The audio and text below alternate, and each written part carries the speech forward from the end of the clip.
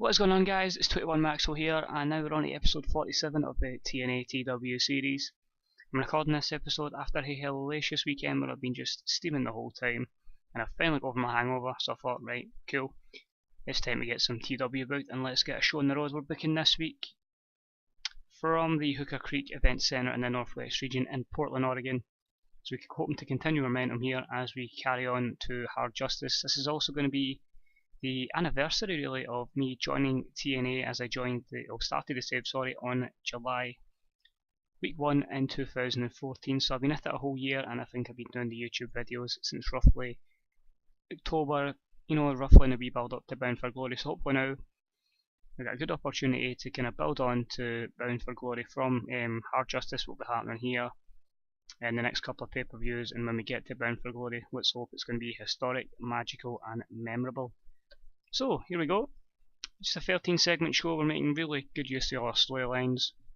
A couple of minor storylines we cover. There's also stuff that we have long term plans for. There is one storyline that I really want to try and hold it for a whole year. I haven't actually got it started as a storyline, but some of the angles are progressing at the moment, and you'll see that as the show goes on. So without further ado, guys, let's do it.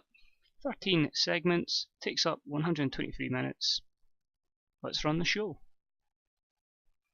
So Samoa Joe and Chris Hero are in the ring and they're squaring off. They're unhappy about something, obviously Joe and Hero are the two guys that are going to be in that title match. Samoa Joe is still raging with Chris Hero. The argument soon turns physical, with chaos spilling out all around ringside.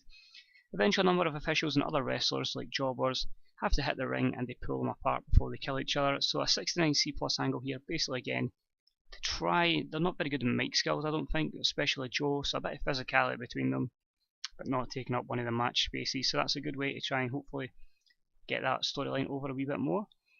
Then Kurt Angle books tonight's main event. He's sick of Chris Hero's action, so he's going to give the fans CM Punk versus Chris Hero, a 75 B- from Kurt Angle there, and his authority figure role. In a match had some good action and average heat. Amazing Kong defeats Mickie James by 10:53 by pinfall with the Amazing Bomb, a 58 C-, pushes the Ultimate Knockout storyline. The commentary was really good there, no worker improvements, but it's one of the matches just to establish Awesome Kong as the dominant champion that she is going to be in the Knockouts division. Next up, Madison Rayne is shown backstage flirting with Colby Corino.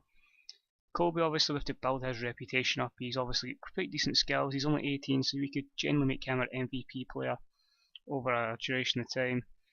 As I say, the plan is to have a wee angle with a knockout, then something's going to happen. He's going to have a complete change in character, but down the line he's going to just be massive, hopefully. So we're putting a lot of our eggs in the Colby Corino basket, shall we say. In a match has some good action and average heat. Samoa Joe defeats the X Division champion Kenny King in 10:16 by pinfall. A great match between them, a 76 B-. Samoa Joe's improving his performance skills, which usually give Kenny King a match, but also give Samoa Joe a bit more momentum. I'm really happy with that result between those two.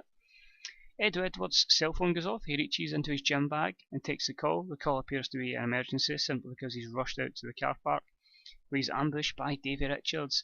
Davey Richards then reveals that he was a mastermind behind the phone call. So again, just mind games again from Davey Richards, just getting in the head of Eddie Edwards, and when he gets that chance, just ambushing him. Further in their storyline, a 57 C- is pretty average. And about the featured great action even in average heat, Adam Cole defeats EC3 in 12:41 by pinfall with the Florida Key, a 70C+. Another match just to kind of give, Adam Cole a bit more momentum.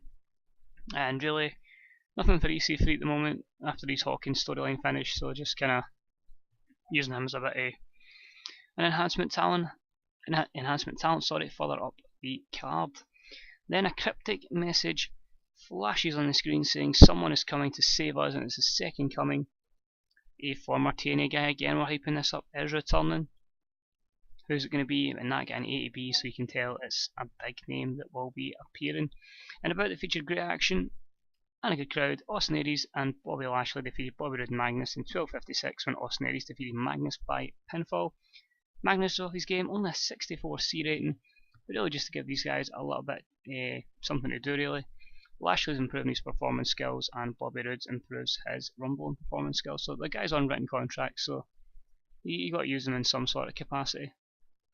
Next up, the newly named Long Island Longmouths are being interviewed by Match Striker when they go off and rant about how much they hate Team 3D. I get a 61.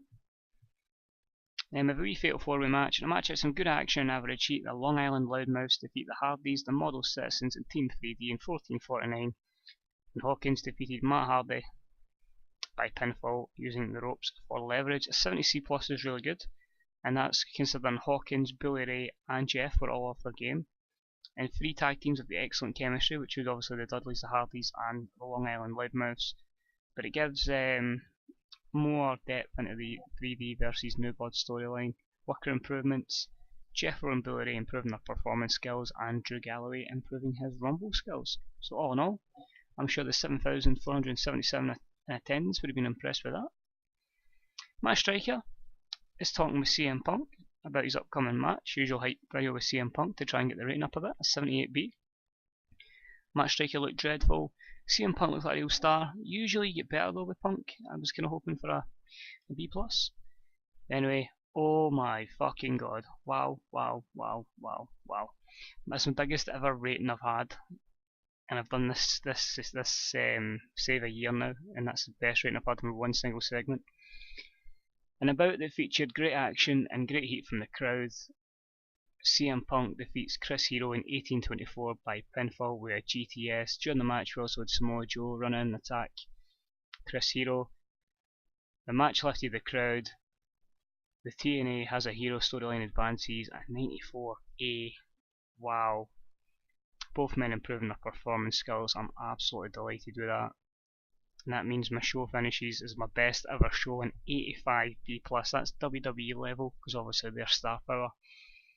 And that increased our popularity in 17 regions, but that's the best show I've had. That is fucking wow. I'm absolutely delighted with that. It's a great show. It just shows you how valuable CM Punk is to this company at the moment. And that's only the start of the big names, which is good to know.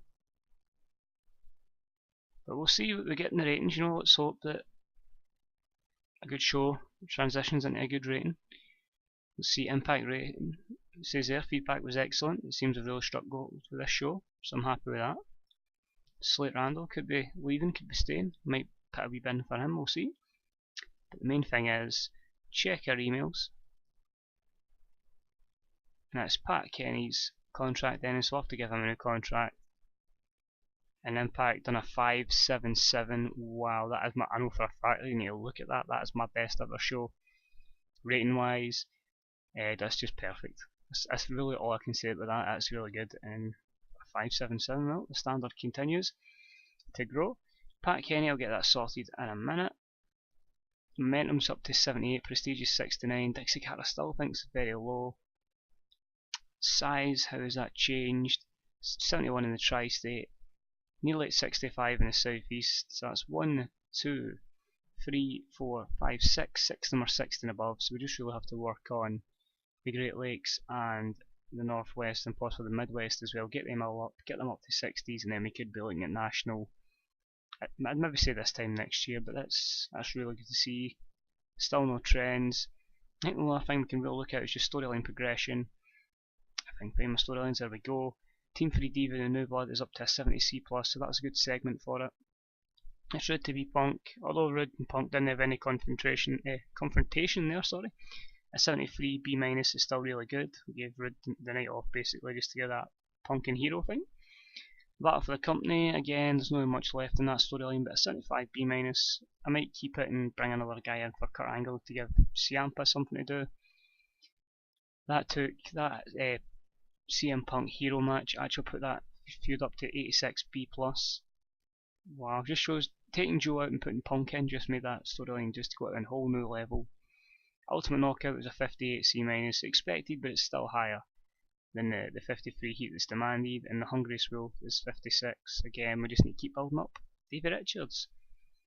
So guys, I hope you enjoyed that show. As I say, we're now 3 weeks away, if I just go to my schedule, to Hardcore Justice at the end of the month. I'll have to think of a name for an August pay-per-view. We'll get that sorted and we'll get that put in there. It could end up being something like No Surrender, or I could come up with something new, or a Final Resolution. But as I say, after that, you still got Turning Point, and then a big one, Bound for Glory. and then also only get a November pay-per-view in as well. But that's it for now, guys. Thank you for tuning in. I hope you enjoyed this episode. Hopefully, as I say, we can keep up great shows like that. You know, I think that's probably going to convince me down the line we're going to have a Punk Hero feud at one point. If that's what that match is getting, it can only get roughly around about the same. So we'll keep going with that. And until next time, guys, this is 21 Maxwell. I'll speak to you again real soon. Bye bye.